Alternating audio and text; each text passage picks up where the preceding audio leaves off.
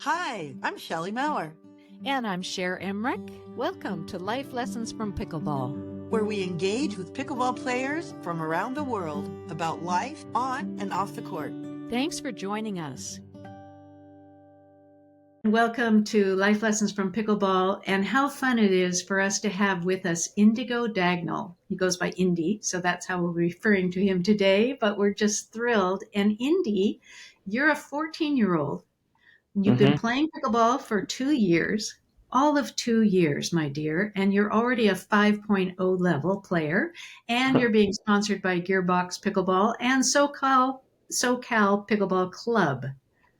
Wow, wow, wow. That's all I can say. So Thank you. let's start by telling us, how did you get into pickleball? My grandparents actually taught my dad, who ended up teaching me. But it really started my mom when she was 16 back in 1990. She worked as a recreational director, and she was responsible for putting on pickleball tournaments sometimes. And she had the really old wooden rackets. They looked a little bit like this. Oh Oh, my gosh, wow. I've never seen one of That those. is so cool. Yeah. So my parents both had deep roots in pickleball, and they both taught it to me. So now my whole family plays, and it's amazing. Oh my gosh. Now you don't play with that paddle. No, I did not. It's actually surprisingly good. Well, it's really big, so that would be better for me. I wouldn't miss as many balls. Oh, So that's did you grow up watching your parents play and then you just started playing at 12, or how did that look? Um, well, I was about 10 when my parents really started going out every couple of days and playing. But really over COVID, when all my school sports, I played basketball my whole life. Uh-huh. When that was shut down, I was like, I would go out into the courts and read my book and watch my parents play. But eventually I started Indy, come in and play some games. And I started playing with that group, and that's just how I started. I just started playing with this older group, a lot of retired people, and they really brought me to loving the game. Wow. and So, so yeah, go ahead, oh, go Shel. ahead. I was just going to say basketball. So that's why you're so fast on the pickleball court, right? Yeah, basketball is amazing. Yes. You're still playing basketball? No, this is my first year not playing. I decided not to play for the school this year. And how hard was that decision? Not too hard because pickleball was a great alternative, and I loved pickleball way more than I ever loved basketball. Wow. That is so cool. That is so cool. What do you love so much about pickleball? Ooh. It's kind of like golf because you can just have one great shot and it'll keep bringing you back day after day. That's a great analogy. It's so true, right? Yeah. That is so true. I hadn't really thought of that, but yeah, and usually there's at least one good shot in the day. Exactly. So when did you get serious about it? Probably a year and a half ago, I'm like, okay, there's a chance I can go, professionally or go very far in this sport. I'm only 13 years old. So that's when I really I can get serious with this.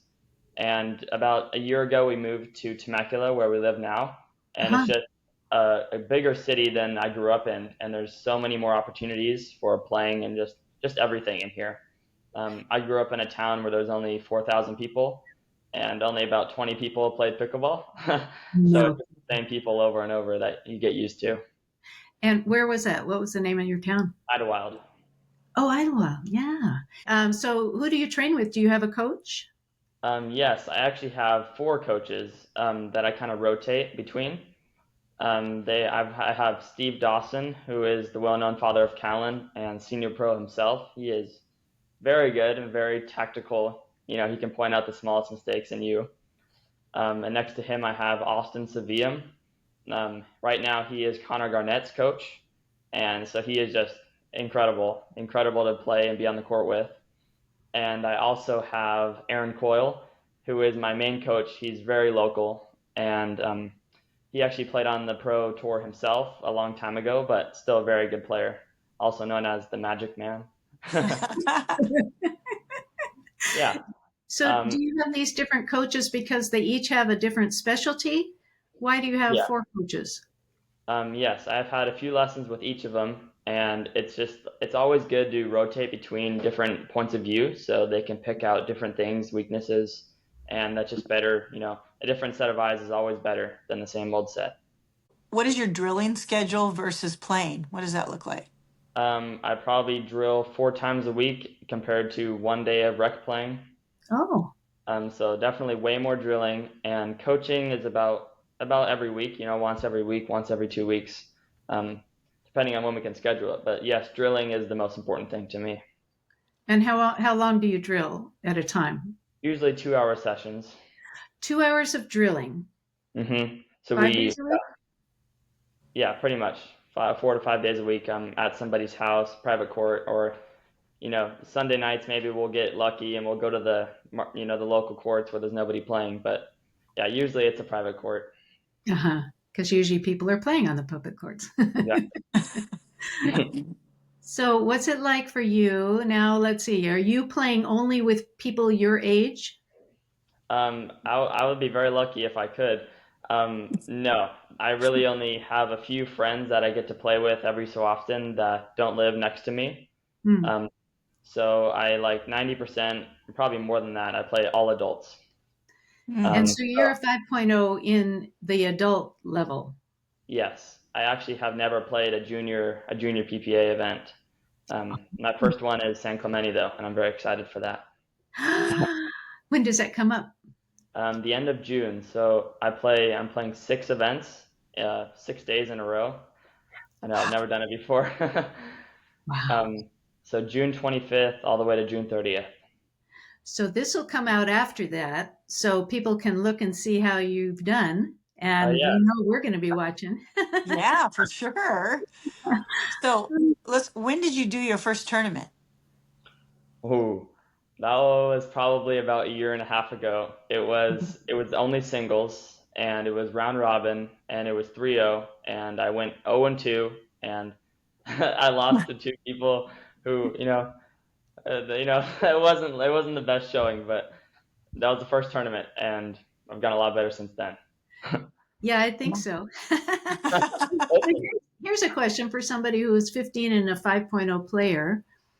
What's it like when you don't do well? I mean, because you're used to doing really well right now, right? Yeah, So what's it I like?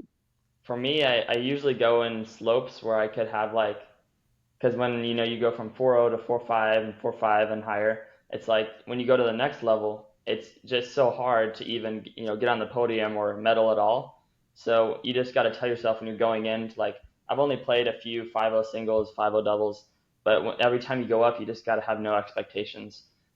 Even if you've won 4.5, when you play 5.0, it's a whole different beast. So you just got to have no expectations, and it's really hard to do. But it takes getting mad at yourself a lot to be stronger. So that's what I believe. So I am interested because that a lot of the pro athletes, some of them have a hard time managing their emotions, and that kind of gets in the way. hmm How are you on the court emotionally when you're up or down or? So usually I'm very level-headed, so I don't show too much emotion. I don't get down on myself very rarely. No. So it's very hard to pull yourself out of a slump when you're in one, especially you're in a game. It's very important, and you're losing, and it's you're in your head. It's all your fault, and those are all things you can tell yourself. It's just like it's not helping you. That's all you got to tell yourself, and it's really hard to do that sometimes. So you just keep doing it until you get it. That's good advice. So I watched one of your videos. Your dad actually was filming it. It was from last year, a tournament in Palm Springs, I believe, Oh and you got gold. And you had your pat. Once in a while, you would turn around to your partner. I think his name was Ed. Yeah, that was my coach at the time. Oh, he was your coach. So you would hold up your paddle, and your other hand, would be behind the paddle where the opponent couldn't see, but your Ed could see it. Were you giving him signals, or were you just saying, "Hey"? Yes, that's hand signals. Yeah. Oh, what were you doing hand signals? What's that? So if you're on defense and you're getting served to, the Yeah. person who's at the kitchen line, your teammate or you, should signal to the person on the line. This means stay. So like just play as normal. So you're making a fist. For those who don't see the video, they're just listening. You're making a fist against your paddle, and that means stay. That means stay. And an open face, so just an open hand, means you switch. So after your partner hits the return, he runs to your spot and you slide over. So Oh. it's great for confusing the other team. And just say you have a weak partner or you're the weak partner, then they can't really pick on you if you switch right before the play. Oh, that is really clear. I've never known Wow. about that. I've seen people stack where they wait back with the server, and then they'll switch sides. And I did notice that you guys sometimes were on one side of the court, sometimes on the other, but I hadn't realized that was all intentional and well planned. Good for you. Yeah, and definitely stacking is another reason for that. Yeah, You want to that's get the dominant fantastic. player on the left side. That's fantastic. Yeah. So the Um, dominant player should always be on the left side because of you want them to have their forehand? yeah, so they can take the middle and their own line. So Yeah. the not the dominant player can be on the right side where all they have to cover is their forehand. Uh-huh. I mean, if like Ben Johns and Colin Johns, that's the extreme. So like Ben takes everything in the middle, and Colin just has to watch, straight on and down his line. Yeah. Um, so yeah, I mean, if you're the dominant player, then you just have to watch your backhand and the middle, which is definitely harder, but that's a sacrifice you make. For being dominant, yeah. Exactly. What are some of the surprises as you've gotten better and better in pickleball? What are some of the surprises that have come up? Any? Definitely sponsorships is one of them because the better you get, the more people look at your way. But for youth, if you're looking for a sponsorship, I think the best thing is just apply for it, just go for it, because most companies right now are definitely looking for more youth, any level. So it's just that's a very good kind of validation thing. Like, oh, and now I don't have to pay for all my paddles, and that's a great thing for me. Yeah. Yeah, indeed. So that's really good advice. So how do you apply for a sponsor how do these young people apply? Most of them have websites. You just look up, Gearbox, Yola, all those companies, Selkirk.com, and then there's always a page for applications, sponsorships.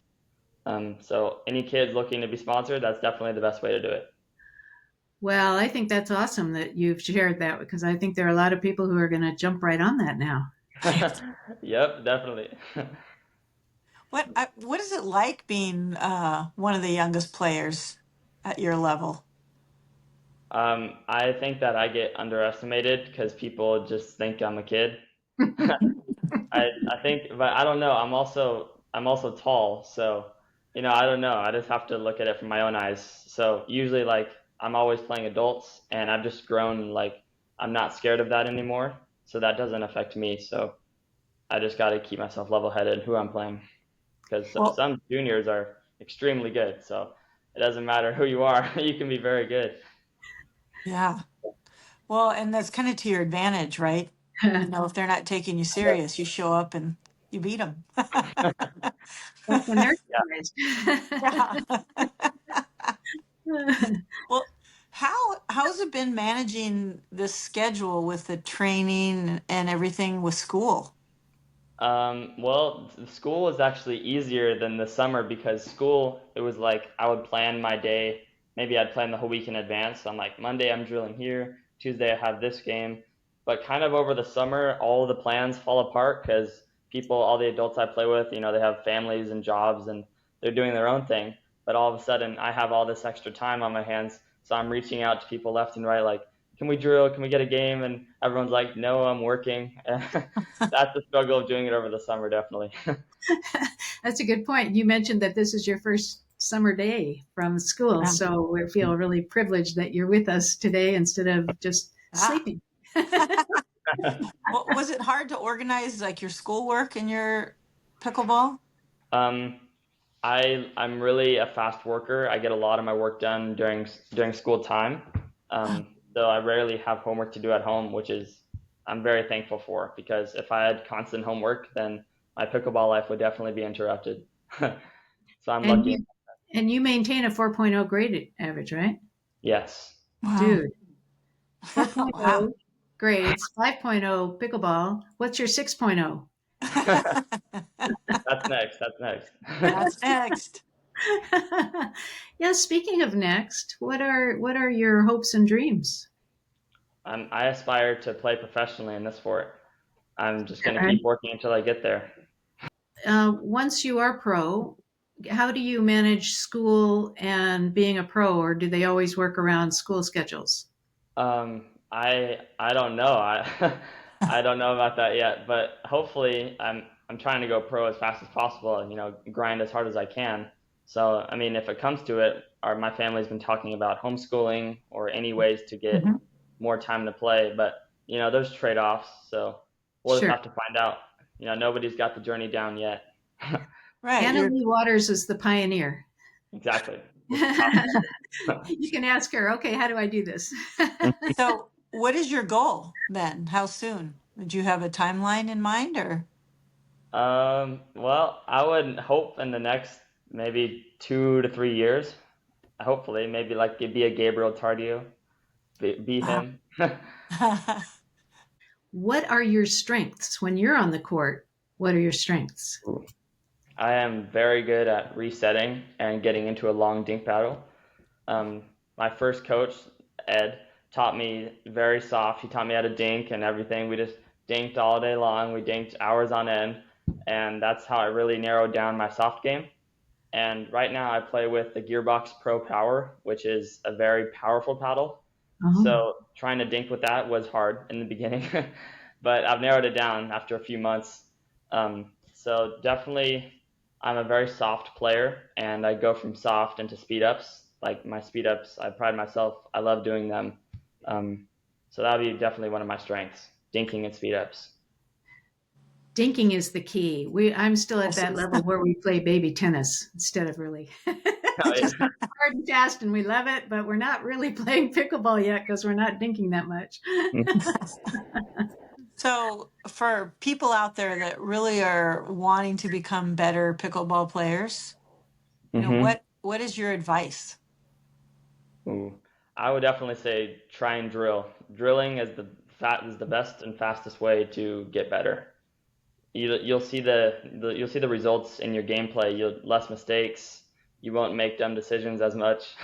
I definitely learned that. Um, but yeah, drilling is the best way, definitely. Yeah, that's good advice. It's not as much fun, It's but definitely not fun. so you mentioned who's kind of influencing you on the court, but how about just in life? Who would you say has been influential in your life? All my grandma, my grandpa, and definitely my parents. Oh, Yeah, my family is very supportive of my journey, and I'm very appreciative for them. your grandma and grandpa. Say more Hmm. about that. Whenever my parents are busy or they can't make it to my tournaments, they are always trying to show up and support me. Tournaments are definitely something they always come to, and I love having them there cheering me on. Oh, so Yeah. do they live near you now?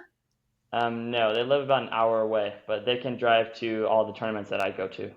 Oh, that's brilliant. Yeah, it makes so much difference, right? To have people who love you and support you no matter what and to Exactly. be there. Yeah, they don't care if you lose or not, but they're just there to watch you play, and that's the best part. That is so cool. You've had 14 years on this planet, and I'm sure you've learned some life lessons. Hmm. Either you've learned them in life and you've taken them to the court, or you've learned them on the court and you're incorporating them into your life. Can you think of any? Yeah, definitely. I think incorporating from my court is level-headedness. I pride myself in not getting angry over silly things like on the court, and that's definitely helps me in real life. And my grandma is an excellent role model for that.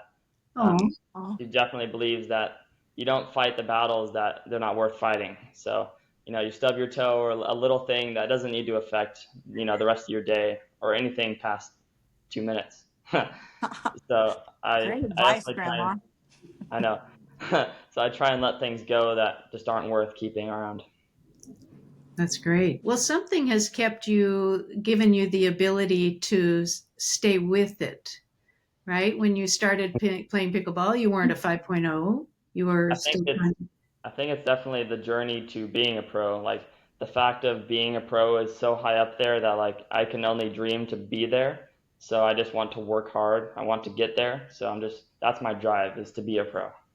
My drive to play and drill in the heat. all things that suck, but it's worth it. Actually, that's a good point because it's hard work. It's Mhm. sometimes really uncomfortable. It's sometimes I'm sure there are days when you're not feeling it, but you Yeah, do it anyway. Is that true? yeah, yeah. Yeah. Definitely, like after school, I could have a slow day or it's rough, but I know I have a drilling session after school and I have to try. So, I can be sad or tired when I get home, but I try not to bring that out onto the court with me. Ooh. Actually, that's a huge life lesson. Yeah. I remember Oprah had a sign in her office or something that said, "Take responsibility for the energy you bring into this room." I'm paraphrasing. I'm not really sure that's what it means, but it's Hmm. like be responsible for your emotion wherever you go, and that's what you do when you go out on the court. Hmm. You leave it at the door, and you Yeah. don't take it on the court, which is good in life too. To be really clear wherever we are that we're Hmm. being responsible for whatever we're feeling. Yeah. Yeah. Especially for tournaments, because in doubles, you have to show up for yourself, but you also have to show up for your partner because he also paid the admission fee and you guys are playing together. So you can't let him down by something that happened to you yesterday or you didn't sleep very well. So you just got to try and show up for him if you can't do it for yourself. That's Do a you great. have just one doubles partner right now? Um, no, we are trying to find others, but I don't really have a consistent partner right now. Are you doing mixed doubles? We try. Um, Mixed doubles partners are definitely harder to find than men's doubles where I live. Hmm. There's a lot of good men around here that are interested in playing tournaments, so that's a great thing for me. I'll name drop Brett Booker.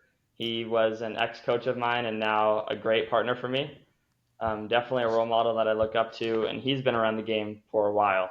He participated in the Pro Tour himself like a long time ago and still is a very high-level player, and he's definitely somebody I look up to.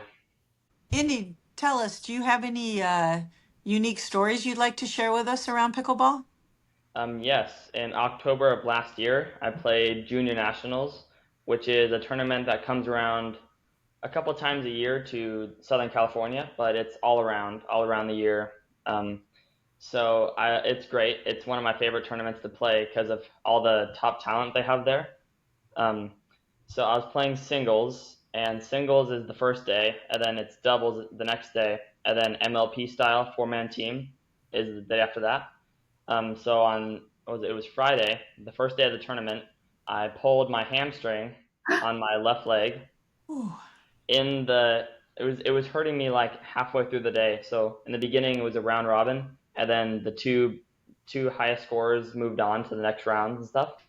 So I actually had to beat my friends to get out of that, and that was hard. But so I pulled my hamstring right in the last game of the round robin, and I was hurting me like crazy. I couldn't put a lot of pressure on it, so Hmm. I had to sit for a while, and I had to postpone my match for like an hour. So in that time, I just stretched and Theragun and everything I could. So when I was actually on the court, it was better. It was already starting to be a little better. It was healing. Um, so I was in the semifinals, so there was four people left that hadn't been eliminated, and I had to beat my friend Schraman, and he's very good. So I had to play him, and after every point, I would have to bend down and stretch my hamstring in the middle of Oh, the point. So it was really tough, combined with a good player, and I was hurting, and I did end up winning that match. Wow. So after that, I moved on to the gold medal match, where I played my friend Andre, Oh, and I won game one, and I was so unbelievably tired. I played about 20 games of singles that day and whoa. was pulling hamstrings left and right.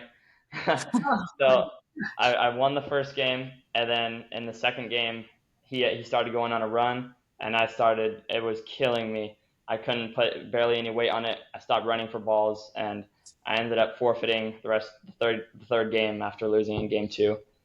Um, Wow. so I ended up getting second, and there's a cool photo of Andre. Strauman won his match, and he got third. So me, Andre, and Strauman were sitting on the podium, all sitting down because I couldn't stand Wow. up.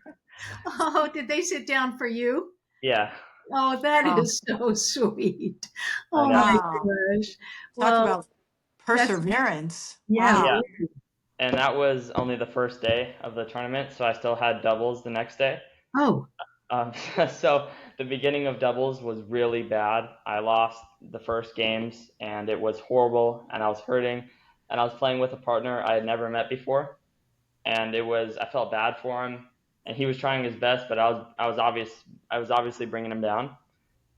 So that we had a bye, we had a break, and I was sitting down, doing the same stuff, stretching, and apparently pickle juice is really good for healing or something. My mom told me, so I had to drink pickle juice, and it was disgusting. And, Yeah.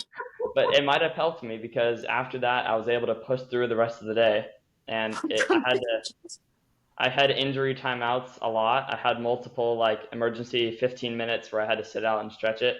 Oh my Um, gosh. I know, so it was really rough. That was the worst day was doubles. So I mean, I don't remember all the details, but it was definitely painful. And we Wow. ended up getting third in that tournament. Wow. Wow. Um, The fact that you even placed in any of these is just phenomenal. yeah.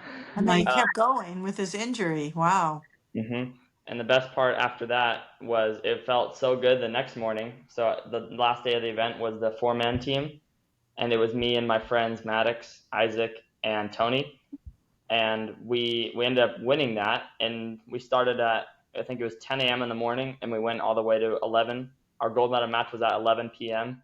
oh, at night in the freezing cold wind. It was horrible. Like everyone was bundled up and everything, so it probably wasn't good for my hamstring. But No. at least I was healed enough to play, so we ended up winning that, and that was a great accomplishment. That whole weekend was a great show of perseverance for me. Wow, for oh my sure. gosh. And then what happened after that? How long did it take you to heal it? A few weeks I took off. I took off 2 weeks, Huh? and then I was ready to go after that. Wow. Um, Wow. That's Wow. just incredible that you persevered through all that. Wow. yeah, Pickle juice. That's the key, huh? pickle juice is the key.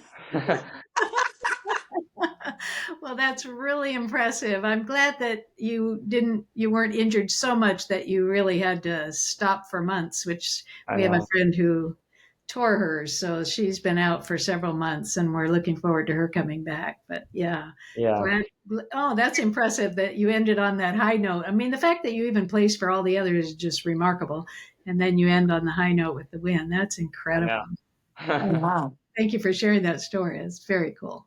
You know, you mentioned your family being so loving and supportive, and so you grew up with really a caring community in your home, and it sounds like you're bringing together around you really good people too. All these coaches that you've mentioned, the Mhm, partners that you've been playing with, and you're kind of a magnet for the good, which is mhm. very cool that Yeah. you're doing that in your pickleball as well as in life.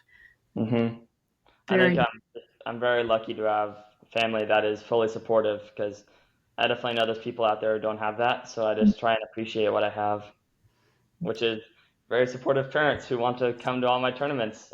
That's so nice. And drive you to all your practices and drilling lessons and Exactly. games and yeah. My dad refers to himself as the taxi cab. Yeah. I hope you give good tips.